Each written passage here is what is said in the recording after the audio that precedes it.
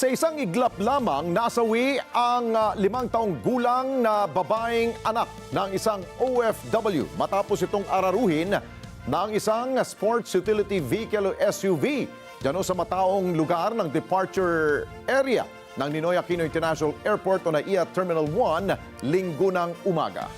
Maghahatid lang sana ang bata ng kanyang ama na pa-abroad at kasama po niya ang kanyang ina na isa po sa 3 nasugatan sa nangyaring aksidente, habang patay rin ang isa pang lalaki na mula naman po sa Hagonoy, Bulacan. At dahil sa insidenteng yan, patuloy ang ginagawang investigasyon ng otoridad at sinuspindi muna ng 70 araw ang lisensya ng tsuper ng naturang SUV. Jim Tejano sa balita.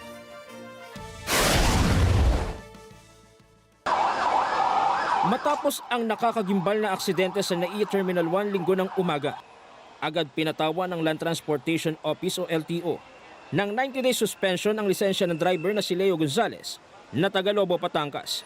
Kasunod nito ang paglalabas ng show cause order para pagpaliwanagin ng driver at may-ari ng sasakyan. Magugunita na isang nakakalungkot na pangyayari ang naganap sa departure area ng NAIA Terminal 1 kung saan 2 ang kumpirmadong nasawi. Kabilang dito ang 4 na taong gulang na batang babae na taga Lipa City, Batangas at isang 28 anyos na lalaki na taga Hagonoy, Bulacan.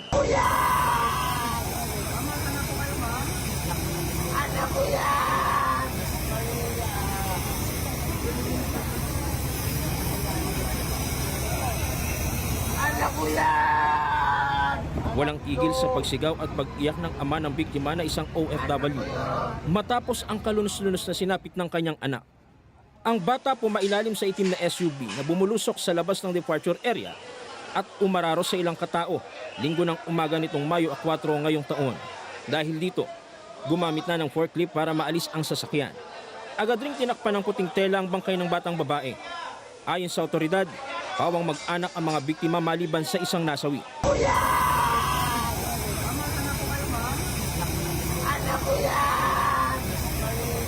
Tatlo ang kumpirmadong nasugatan kabilang ang kaanak ng biktima na sa ngayon ay nagpapagaling sa St. Luke's Hospital sa Taguig City. Ayon sa DOTR, naghatid lang ng pasahero sa Terminal 1 ang driver.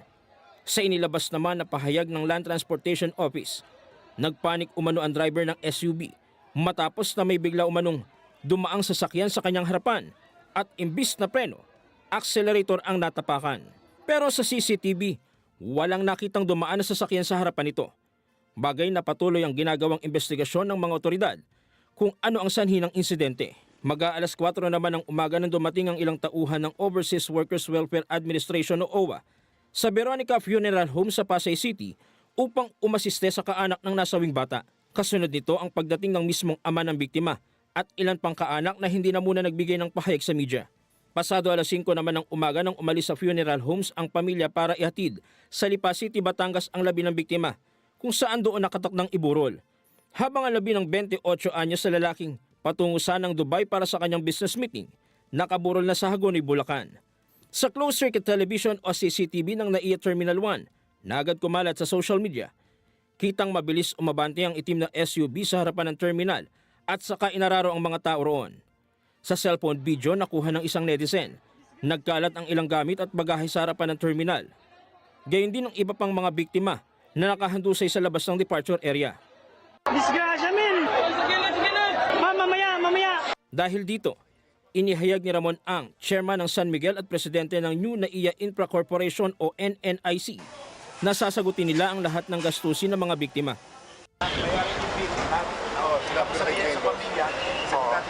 Jim Tejano, para sa mata ng Agila, matatag, matapang, matapat.